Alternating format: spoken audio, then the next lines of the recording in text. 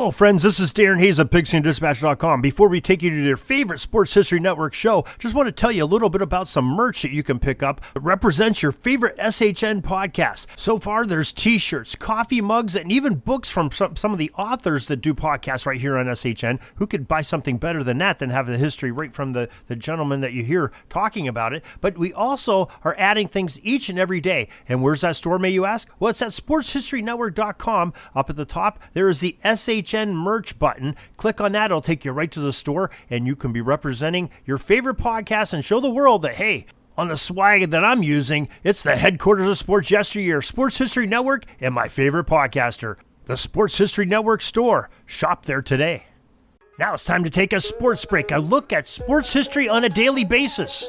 Hello, my friends of sports history. This is Darren Hayes of the Sports Jersey Dispatch podcast. Welcome once again to the Pig Pen, your place for all things great in sports history. And welcome to your sports break for this November 1st, All Saints Day, as sports history is made each day of the year. And we try to preserve at least a small sampling from some of the great athletes every day based on the uniform numbers that they wore when they accomplished it on today's November 1st episode. But before we get to those uniform numbers, let's make sure that you know we have a newsletter. You can get it each and every day, 6:30 a.m. Easy to sign up. Go to the show notes of this podcast or Pigskin Dispatch or Jersey Dispatch for the email subscription to get everything that's going on in the Pig Pen for each and every day, including our podcasts and articles. Now, November 1st, your uniform numbers. We're going to talk about numbers 35, 3, 11, 39, 92, 32, number 1, 16, 32, 17, 13, 88, 23, 8, 80, 83, 1, 71, 4, and the number 13, which we've already said 3 times. November 1st, 1913, Notre Dame upsets Army 35-13 in the college's inaugural football game between the two. Quarterback Gus Dorius threw 17 passes and connected on 14 of them for 243 yards and 2 touchdowns. And a receiver, a guy by the name of Newt Rockne, maybe you've heard of him, he used the forward pass effectively in that game, catching some great passes from Gus Dorius. Of course, Newt Rockne would go on to coach Notre Dame just about less than a decade later. November 1st, 1924, the Boston Bruins officially joined the National Hockey League, becoming the first team from the United States to enter into the league.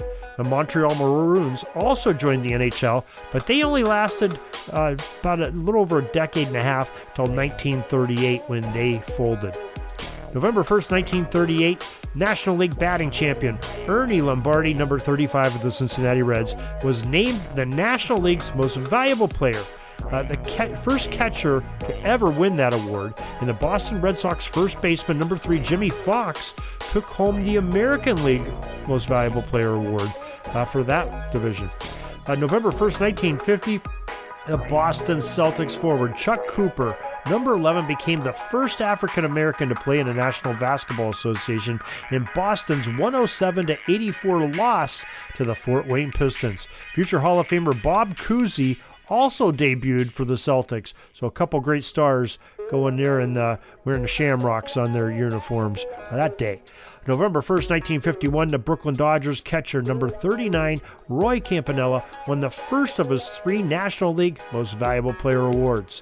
November 1st, 1953, Herb Thomas, driving his own number 92 Hudson Hornet, wraps up the NASCAR Grand National Championship with a 14th place finish on a 100-mile finale at Atlanta's Lakewood Speedway. Thomas was the first repeat champion of that series. November 1st, 1959, future Pro Football Hall of Fame running back number 32 Jim Brown ran for 5 touchdowns in the Cleveland Browns' 38-31 victory over the Baltimore Colts at Memorial Stadium. And then November 1st, 1959, Montreal Canadiens goaltender Jacques Pontet, number 1, became the first NHL netminder to wear a fiberglass protective face mask. And what a safety feature that is. Great idea by Jacques. November 1st, 1964, Cleveland running back Jim Brown in the news again as he rushed for 149 yards in the Browns' 30-17 win at Pittsburgh to become the first NFL player to exceed 10,000 yards in a career rushing the football.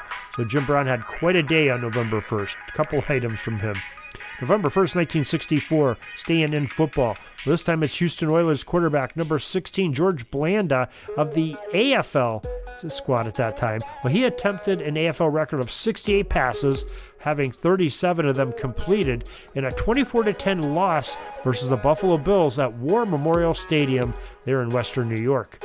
November 1st, 1964, Kansas City Chiefs quarterback number 16, Len Dawson, passed for 435 yards and 6 touchdowns in his team's 49-39 victory over the Denver Broncos at Municipal Stadium. November 1st, 1966, LA Dodgers pitcher Sandy Koufax, wearing that number 32 jersey he made so famous, became the first 3-time winner of the Cy Young Award. It was a unanimous winner for the second straight year, final year that only one award was given to pitchers in both major leagues. Of course, 1967, they started going one for the American, one for the National. November 1st, 1968, Detroit pitcher Denny McLain, number 17, was named the unanimous American League Cy Young Award winner after finishing the Major League Baseball season with a 31-6 record for the World Series winning Tigers. November 1st, 1987, the New York Jets retired Pro Football Hall of Fame wide receiver Don Maynard's jersey, that number 13 he made famous. November 1st, 1992, another Jets receiver, number 88, Al Toon, became the 10th NFL player to make a reception in 100 straight games. The Jets that day beat the Miami Dolphins 26-24 at the Meadowlands. November 1st, 1994, the Chicago Bulls organization, they retired a basketball superstar jersey. Michael Jordan's number 23 was hung from the rafters in a 2-hour ceremony at the United Center where he played so many games and did so many amazing things in Michael Jordan. Well, another great basketball star, November 1st, 1996, Shaquille O'Neal, wearing a number 32, made his Hollywood debut as the Los Angeles Lakers beat the Phoenix Suns 96-82 at the Forum in Inglewood. O'Neal scored 23 points and pulled down 14 rebounds in 35 minutes of action. November 1st, 1997, the Louisiana State University running back, number 33, Kevin Falk, rushed for 212 yards and a school record 5 touchdowns in a 63-28 win at Kentucky's Commonwealth Stadium in Lexington. November 1st, 1997, North Carolina State University wide receiver number 81, Torrey Holt, caught 5 touchdown passes in a 48-35 loss to the Florida State Seminoles at Doak Campbell Stadium in Tallahassee.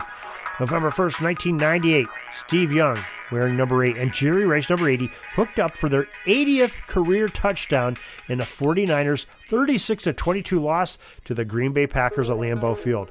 They eclipsed the previous NFL mark held by Miami Dolphins tandem of Dan Marino, who wore 13, and Mark Clayton, his receiver, number 83.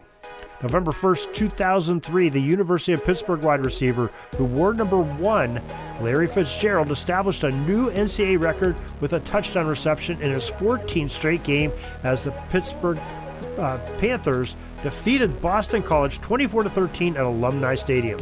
Pitt retired Fitz's jersey soon after he was done playing ball. That number 1 hung up in the locker and behind glass. November 1st, 2006, Russian-born hockey player number 71, Evangelos Malkin, scored in the first period to become the first National Hockey League player in 89 years with goals in his first 6 games as the Pittsburgh Penguins defeated the LA Kings 4-3 in Los Angeles. November 1st, 2010, at the World Series, San Francisco's Giants beat the Texas Rangers 3-1 in Game 5 at Arlington to clinch the Giants' first title since relocating from New York City in 1958. Most valuable player was a San Francisco shortstop, number 16, Edgar Renteria. November 1st, 2015, at the World Series, the Kansas City Royals won their first title since 1985. They had to rally in the 9th and break away in the 12th to beat the New York Mets 7-2 in Game 5 in New York City. Most valuable player was Royals catcher Salvador Perez, who wore the number 13 that year. And finally, November 1st, 2017, another World Series as the Houston Astros won their first ever title, defeating the LA Dodgers 5-1 in Game 7 at Dodger Stadium. Most valuable player was Astros outfielder number 4, George Springer III. And that is your sports history, your sports break for November 1st. So glad that you could join us. We had a lot to talk about. A lot of great plays and events happened with some great athletes in great uniform numbers to talk about. So thank you for joining us for this whole time. Hope you join us each and every day for more. Remember, sportshistorynetwork.com, pigskinddispatch.com, and our favorite, jerseydispatch.com for all your great sports history needs. Till tomorrow, everybody, have a great sports history day. Sorry, but my pitching coach just called timeout and he's coming out to the mound. I think I'm going to get yanked for a reliever. We'll see you back tomorrow for some more great sports history on Sports Jersey Dispatch Podcast. We invite you to check out our websites, jerseydispatch.com and pigskinddispatch.com. Not only see the daily sports history, but to experience the preservation of great events and people that play the games. Find us on Pigskin Dispatch. It's also on social media outlets of Facebook, Twitter, Instagram, and don't forget the Pigskin Dispatch YouTube channel. Get all your daily sports history. Pigskin Dispatch is happy to be associated with the Sports History Network, the sports headquarters of yesteryear, found at sportshistorynetwork.com. This podcast is part of the Sports History Network, your headquarters for the yesteryear of your favorite sport. You can learn more at sportshistorynetwork.com.